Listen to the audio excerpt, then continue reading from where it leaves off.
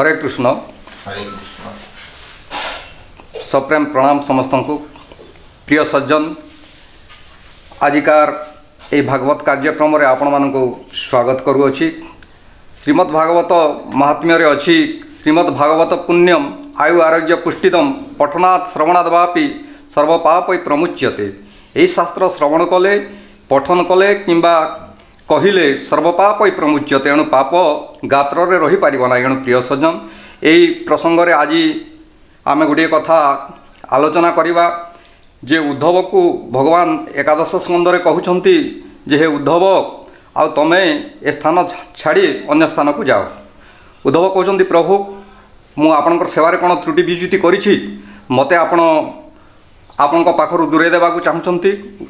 उद्धव भागवत रे कहिले जे उद्धव तमे जीवार व्यवस्था आश्रम नाम बदरिका तही उद्धव चल एका। हे उद्धव तमे एकाकी आश्रम बदरिका को चली जाओ। उद्धव कहउछंती प्रभु मोर जदि किछि त्रुटि नाही ताहले आपन को छाड़ी जीवा पई मते काहे की कहउछंती।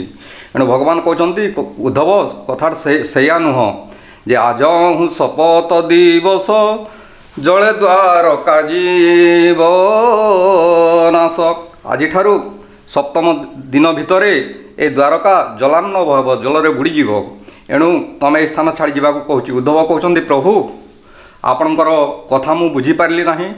आपण समस्तंक जन प्रजांकर पालनकर्ता आपण किपरि मते एकाकी जावाक कहउछंती। अन्य मानकर अवस्था कौन होबो जदि द्वारका बुड़ीजीव आपणकर अवस्था कौन होबो। एणु आपण को छाड़ी मु केमिति जीवी। भगवान कहउछंती जे सेमती कथा नुह उद्धव समस्त जगह बुड़ी गले मध्य किंतु मोर निवास बुड़ीबो ना। उद्धव आश्चर्य होइछंती। भगवान कहउछंती जे मोर निवास मात्र थिबो जले द्वारका ना सजीव। उद्धव आश्चर्य हो गले प्रभु समस्तंकर जगह बुड़ी जीवा किंतु आपनकर जगह रहिबो एटा मु बुझी पारली नाही। एणु जदि आपनकर जगह रहिबो मु आपनकर सेवा करूछि मु आपनकर पाखरे रहिबी एवं मते आपण ए स्थान छाड़ी जावाक कहतु ना। मु आपनकर सेवा करी आपनकर साथी रे आपनकर निवास जदि बुड़ीबो नाही ताले मु सेठी रहिबी मु आपनको छाड़ी कुआडे जीवी नाही। भगवान कहउछंती जे मु मध्य ए द्वारकारे रहिबी नाही। मु मध्य मु पुणी जीवी निज पुरी महिदी शिवहत श्री। हे उद्धव मु मध्य मोर जगह छाड़ी मु अन्य स्थान को जीवी मु मध्य ए जगह रहिबी नाही। उद्धव कहते प्रभु बड़ा आश्चर्यर कथा तमे तुम द्वारका मथुरा रु आसिले आम द्वारकार निवास कले मु भावुली द्वारका ही आपणकर घर आउ कौटी अच्छी मते जना नाही। ताहले आपणकर घर आउ कौटी अच्छी। भगवान कहते मो घर दिव्याति दिव्य वैकुंठपुरी मु सेठाकु जीवी। एणु उद्धव कहते प्रभु तमे केते कपटिया तुमर घर एते जगार अच्छी किंतु आमे केही जानी नाहु। एणु भगवान कहते जदि उद्धव कहते जदि आपण जीवे वैकुंठ को ताहले मते मध्य साथी रे नेबे। एणु मते नेबा पई काहे मना करूछंती अन्यत्र जीवा पई काहे कहउछंती। उद्धव एया कहवा परे भगवान कहउछंती जे नहीं से जागु जीवा पई तमर जेमिति आम ट्रेन यात्रा कले टिकेट आवश्यक हुए से भलिया वैकुंठ यात्रा पई गोटे टिकेट आवश्यक। एणु तमर टिकेट होई नाही मोर टिकेट हेई जाई सारिछि। एणु मु सेठाकु जीवी तमे जाई पारिबो नाही। उद्धव कहउछंती प्रभु मोर टिकेट केमिति हेबो। हां सेही विषय कहवा पई मु तुमको कहउतिली तमे बद्रिका आश्रम को जाओ सेठारे कृष्ण चिंतन कर जोटा हरिद्वार बोली कह जाउछि।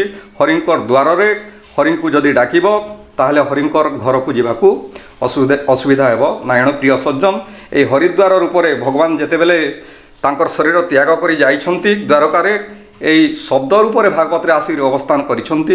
एणु ए भागवतर आश्रय जदि आमे जो माने नेवा ताहले भागवत हला हरिंकर द्वार एवं हरिंकर घर हला वैकुंठ। एणु हरिंकर द्वार रे जदि आमे भगवानकर आश्रय हवा नित्यम भागवतम जस्तुम पुराणम पठते नरहा प्रत्यक्षरम भवेतस्यम कपिला दानजम फलम।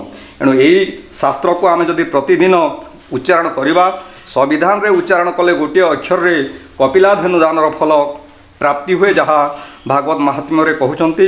एणु प्रिय सज्जन आमे मध्य आमर टिकेट को कन्फर्म करिबा पई निश्चित करिबा पई कृष्ण चिंतन हरिद्वार रे बसी अर्थात भागवत कथामृत रे बसी भगवान आश्रय जदि हेबा ताहले भगवान घर रे जदि आमे बारंबार भगवान को द्वार रे बसिक डाकिबा हरिद्वार रे बसिक जदि डाकिबा तांकर घर कबाट आम पई निश्चित भाव फिटिबो। आ एटा हला वैकुंठ पई टिकेट बोली मु भावुची। हरि ओम हरि ओम।